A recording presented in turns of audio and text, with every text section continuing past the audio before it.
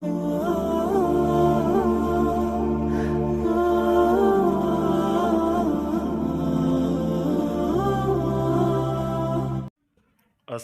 alaikum wa rahmatullahi wa barakatuhu ‘yan uwa. Da farko dai kowane ɗan adam a cikin duburar shi, kowane mutum yana da jijiyoyi na jini waɗanda wani lokaci jijiyoyin nan suna samun matsatsiniyar talala wacce take sanyawa su samu takurawa da yawa sosai.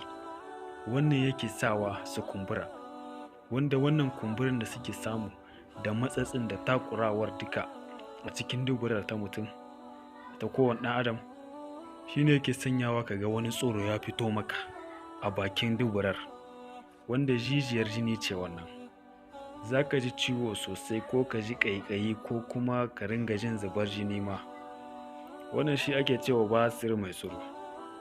Da akwai kuma wasu nau'ikan basir masu yawa, wanda yawanci daga cikinsu akwai wanda zaka ringa yawan fitar hutu, wato zaka ringa yawan yin tusa.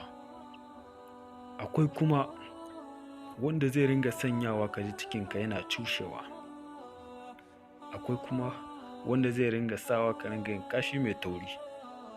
Kai wani basir ɗin ma kuma har yana sawa idan kana yin bayan gari zaka ringa jin wani tsikar kamar ana ɗan caccaka ma wani abu. To kenan a nan wannan fannin duburarka tana tsagewa ne. Gare ku masu fama da basir, ga alamomin da mutum zai gane yana ɗauke da basir ɗin. Mutum zai rika fama da waɗannan alamomi kamar haka. Na farko, mutum zai ringa jin ƙaiƙayi a cikin duburar shi tare da ɓacin rai. Na biyu kuma, akwai fitar jini idan ana yin bayan gida amma kuma babu zahi. Mutum idan yana bayan gida in dai har ya kalla zai ga jini ya fita amma ba tare da ya san jinin ya fita ba saboda ba zai ji zahi ba. Na uku, za ka ringa yawan jin ciwon jiki da rashin sakewa, ka ji kawai kai duk hankalinka ba ka rasa ya neman aka yi haka, duk abu da kake. Na hudu, duburarka za ta kumbura sosai, idan ka je wanke ma za ka gane, za ka ji za kumbura.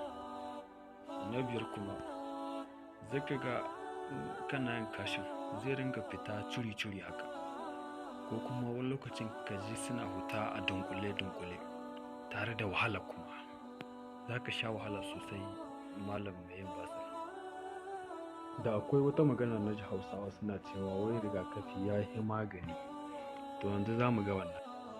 Idan da akwai mutumin da yake gudun ya kamu da wannan cutar, yake so kar ta kama shi, yake so ya yi rigakafin, yauwa yake so ya ba ta wuta kenan, sosai ma. To wanda yake gudun wannan abin da zai yi ba wani abu bane, kawai ya yawaita shan dauri da ɗaci. To ni dai daurin dai gaskiya da ɗacin ni kaina ba wani sanin su na yi sosai ba, fi sabillah, tunda kawai cikin bincike na ne na san wannan, amma dai ban tsawaita bincike ba balle har in san menene ma daurin da ɗacin. Kana yiwuwa in ka nemi sanin su ka tambayi haka, wasu suna sanin shi. Kuma ana so shi ma a yawaita amfani da shan gauta, gaskiya shi ma ban san shi ba, da sassaƙen mangwaro dama-dama, da sassaƙen ɓaure, akwai kuma sassaƙe na maɗaci shi ma, ko kuma na miyar, da sauransu dai. Sai dai a kula sosai fa, kada a matsa wa shan shi ɗacin wancan. Idan ka san shi kada ka matsa shan shi saboda gudun matsalar cutar hanta.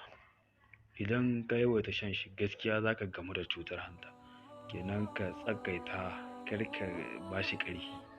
Merci beaucoup. To ku shirya, ga maganin basir nan mai matuƙar amfani. Da farko abin da za ka yi, za ka samo maɗaci daidai misali, sai ka samu ka wanke shi, ka zuba shi a cikin tukunya, ka zuba mashi ruwa da jar kanwa 'yar kaɗan, sai ka ɗora su a kan wuta. Idan ya huce sai ka ringa shan rabin kofi kullum, sai ka ringa ƙara mashi ruwa har sai ya salamce, ya sulale, ya zama ya sauya kala, duka ka shanye in ya so sai ka ci gaba da yin wannan har sai ka warke.